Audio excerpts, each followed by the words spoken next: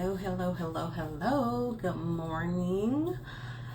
This is Natasha with M.B.S Whole Health. I am doing my weekly-ish check-in live just to see how you guys are doing. How are you feeling today?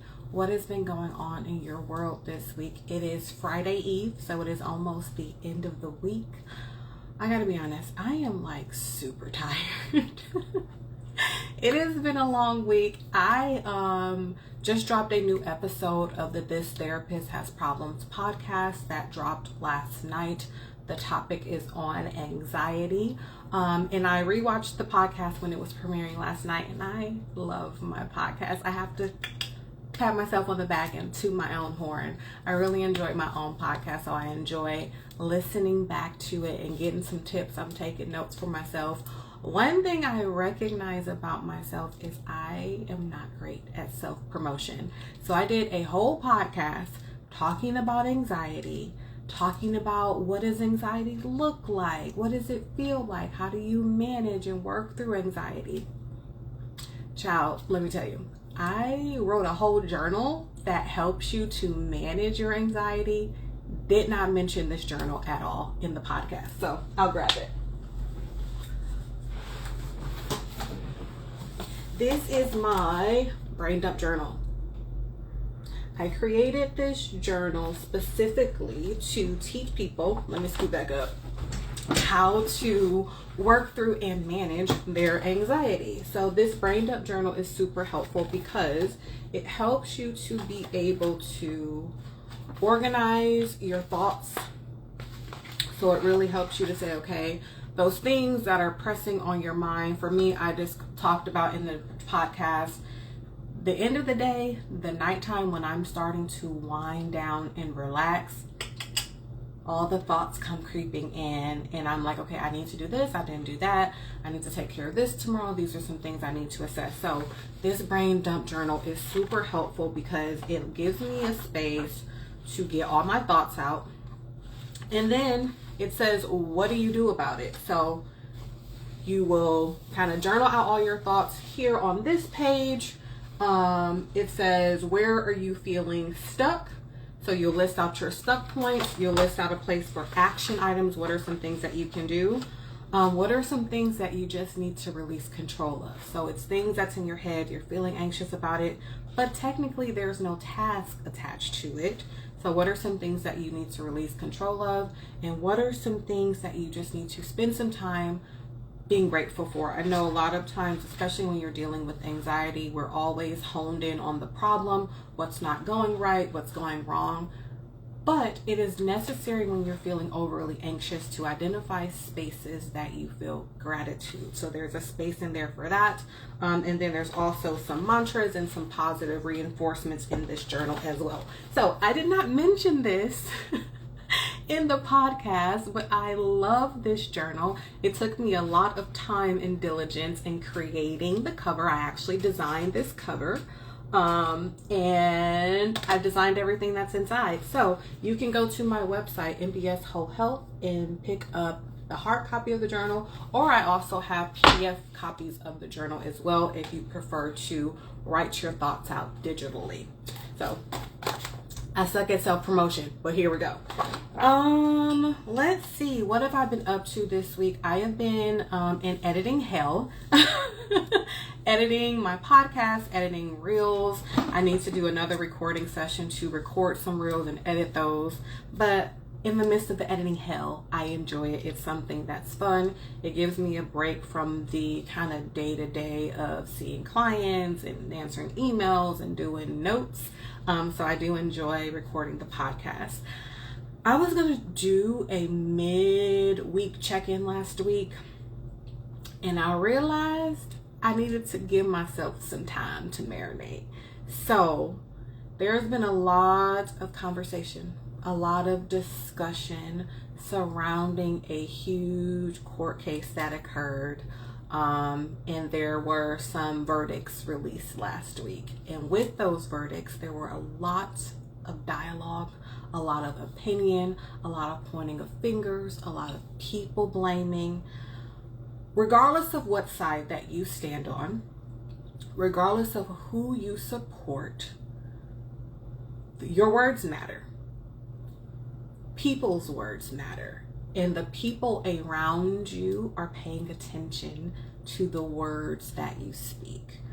From the position that I sit in, I sit with people all day, every day, who have experienced some of the most traumatic things in their lives. Things that they have never shared with anyone, and they've decided to come to me and share these things with a complete stranger. On their outside world looking in, how they're with their friends, their family, how they're at work, they may appear to be perfectly normal, like everything is okay, like they have it all together, and you don't recognize the struggle that people are experiencing. One thing that has been heavy on my heart, I would say, after kind of witnessing the dialogue surrounding this case is we have to stop this permissive energy attached to the harming of human beings. We have to stop this permissive energy surrounding the harming of human beings. Whether or not a box can be checked in the court of law to say someone is guilty or not, I think from a moral and ethical standard, we recognize that certain things are just not okay. And you can support and say legally they were not able to convict on whatever the charges, and I'm not getting into the details or the specifics of the individual. What I'm saying is you have to assess from a moral and ethical lens what is right and wrong. And if you are supporting behavior as a whole, you have to determine what message is that sending to the people around you. What is that sending to people who may be going through similar circumstances? We have to stop this behavior of accepting poor behavior, because what happens, it perpetuates that it's okay, and it's something that continues to be passed down from generation to generation. We have to stop damaging human beings. I felt like I needed to say that, and there's so much more that I can say. I don't want to get too deep on it, but I carry a lot, even from my own personal trauma that I've experienced as a child in intimate relationships, but also sitting with people who have been through really traumatic things. And I think there is so much misconception on what trauma is, what abuse looks like, especially in intimate relationships. So I implore you, before you get behind your screen or type a message on your phone, educate yourself on what trauma is, what trauma looks like, and the effect that it has on people from a mental perspective. There's so much discussion on why people stay in traumatic situations. And you have to understand trauma. You have to understand the science of abuse. You have to understand the science of coercion and manipulation to say there is a reason why there is a syndrome called Stockholm Syndrome, where people fall in love with their abuser. It's a real diagnosis. It's a real phenomena. And I think a lot of times people are like, oh, you can just walk away. Oh, you can just leave. If it was that easy, abusive relationships would not exist. So challenge yourself to have compassion. Challenge yourself to have empathy. Challenge yourself to have understanding. And if you don't get it, educate yourself.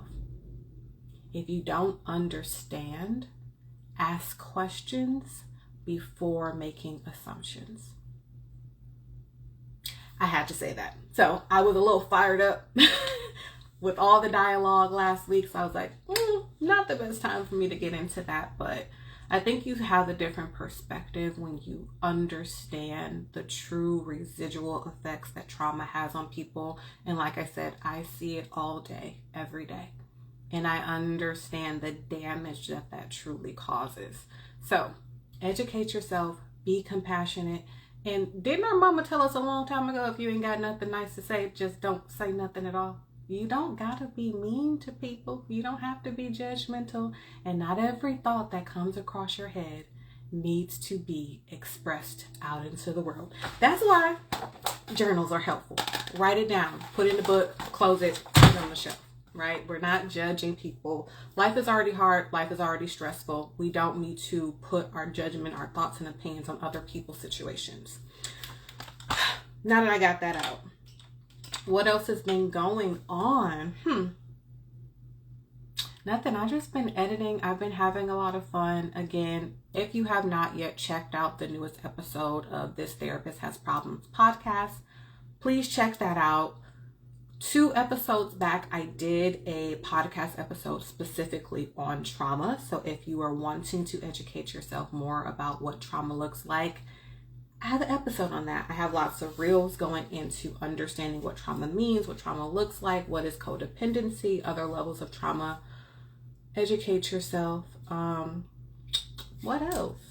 I think that's it. I just want to pop in, sprinkle some little words and comments and education. I'm excited that it's almost the weekend. I am praying that I will be able to get some rest because I'm sleepy.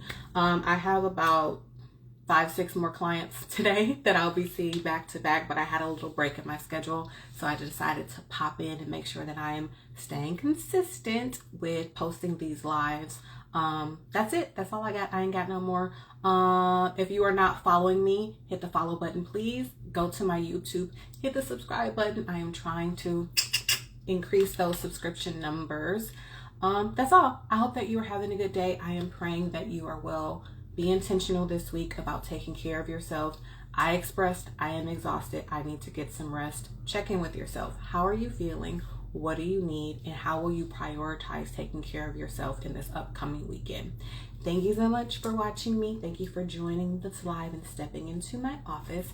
And I'll check in with y'all next week. Bye.